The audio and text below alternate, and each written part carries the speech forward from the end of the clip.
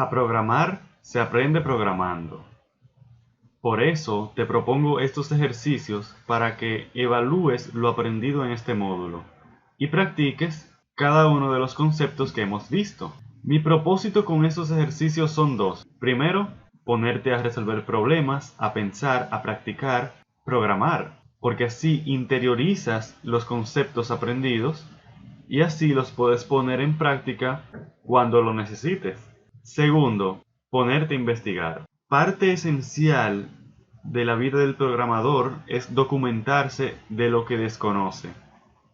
En estos ejercicios propuestos van a haber cosas que a lo mejor no conoces del todo, por lo que tendrás que salir a investigar, a documentarte y a aplicar lo que aprendas por ahí. No hay curso ni libro que te diga absolutamente todo lo que necesitas saber para programar. Investigar es una tarea esencial del programador. En pantalla vemos algunos de los ejercicios propuestos. En la descripción del video te voy a copiar todos estos ejercicios, así que no me voy a poner a leerlos todos. Solo te haré una o dos salvedades. En el ejercicio 8 te pido escribir un método que acepte un número entero, un int, y te devuelva el factorial de dicho número. El factorial de un número es, por ejemplo, el del 3 es 3 por 2 por 1, el factorial de 5 es 5 por 4 por 3 por 2 por 1, etc. El factorial de un número es el producto de ese mismo número por todos los números anteriores a ese hasta llegar al 1. Luego por aquí tenemos el ejercicio 11, que te pide escribir un método que acepte un datetime que represente la fecha de nacimiento de una persona y retornar su edad al día de hoy. DateTimeToday te da la fecha de hoy. Es decir, tú vas a ingresar en un método, por ejemplo, la fecha 1990. 5 de octubre de 1990. Una persona al día de hoy que haya nacido en esa fecha tiene la edad de 25 años. Luego tenemos el FizzBuzz. Quiero que le prestes mucha atención a este ejercicio porque es bastante famoso. Es uno de los ejercicios clásicos que se le da a los aspirantes a programación, quizás a los que aspiran a un puesto como programador en una empresa, para por lo menos saber si sabe programar. Por lo que es importante que trates de hacer este ejercicio. El FizzBuzz consiste en lo siguiente: iterar los números del 1 al 100. Es evidente que vamos a iterar con un bucle. Y cuando llegues a un número durante esa iteración que sea múltiplo de 3, por ejemplo el 6, el 3, el 9, el 12, el 15, el 18, escribir en la consola fizz. Escribirás fizz en la consola. Luego seguirás iterando y cuando llegues a un número que sea múltiplo de 5, como el 5, el 10, el 15, el 20, el 25, etc., vas a escribir buzz en la consola. Y cuando llegues a un número que sea múltiplo de 3 y 5, como el 15, el 30, el 45, vas a escribir FizzBuzz en la consola. Luego tenemos, viendo más para abajo, tenemos el último ejercicio que dice: escribir un método que acepte un string y devuelva true si dicho string es un palíndromo. Si no lo es, devuelve false. Un palíndromo es un texto que es igual al derecho y al revés.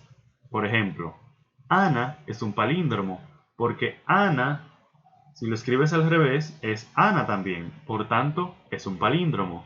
Pero pirata no es palíndromo, porque si lo escribes al revés, no te queda pirata. Ahora una pista para esto. Para iterar un string carácter por carácter, utilizamos el indexador corchete. Ejemplo. Tenemos este código, el string Felipe, y queremos escribir cada uno de sus caracteres en consola. Pues escribimos for int 0 y menor que la longitud del string y lo vamos aumentando de uno en uno, el índice del iterador. Entonces, nombre corchete y nos va a dar el 10º carácter del string. De los ejercicios propuestos, yo voy a hacer el primero. El primer ejercicio dice: permitir al usuario escribir dos números y mostrar en pantalla cuál de los dos números es el más grande. Si son iguales, mostrar cualquiera. Veamos. Nos dice que el usuario debe ingresar dos números. Eso significa que por lo menos necesitamos dos variables. Así que vamos a escribir la variable número 1 y vamos a indicarle al usuario que tiene que escribir en consola. Primero vamos a usar el método readLine para leer lo que el usuario escriba. Vamos a poner que esto va a ser un int.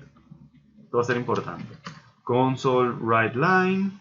Aquí le vamos a indicar al usuario que escriba un número. Bien, tenemos un error porque console readLine devuelve un string.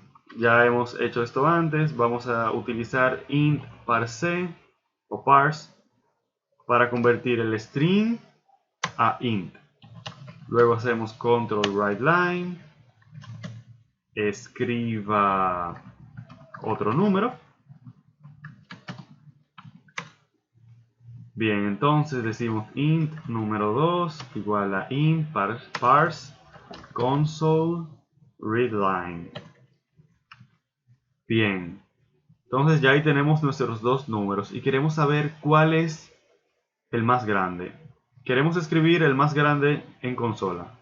Pues fácilmente yo digo if número 1 es mayor que el número 2, entonces console writeLine número 1. De lo contrario, console writeLine número 2. Y eso es todo. Vamos a ejecutar nuestro software para ver si funciona. Presionamos F5 y escribimos el primer número, que será 7. Presionamos Enter. Luego escribimos el número 9 y vemos que nos escribió el número 9 en consola. Vamos a poner un mensajito aquí que diga por lo menos el número más grande es... Bien. Y eso es todo. El código tiene una debilidad y es la siguiente. Si yo vengo y sin querer pongo una F, me da un error de formato. ¿Por qué? Porque no puede parsear la F a un número, porque la F no es un número. ¿Qué podemos hacer? Bueno, en nuestro módulo 1 aprendimos que podemos usar try para ese tipo de situaciones. Vamos a meterlo todo en el try para ahorrarnos un poquito de tiempo. Ahora, necesitamos un catch. Bien. No está mal, pero no hemos resuelto el problema. Porque ahora, cuando haya una excepción, simplemente saltará al bloque catch, lo cual no es muy útil. Lo que queremos hacer es usar esta técnica. Vamos a meter todo en un while.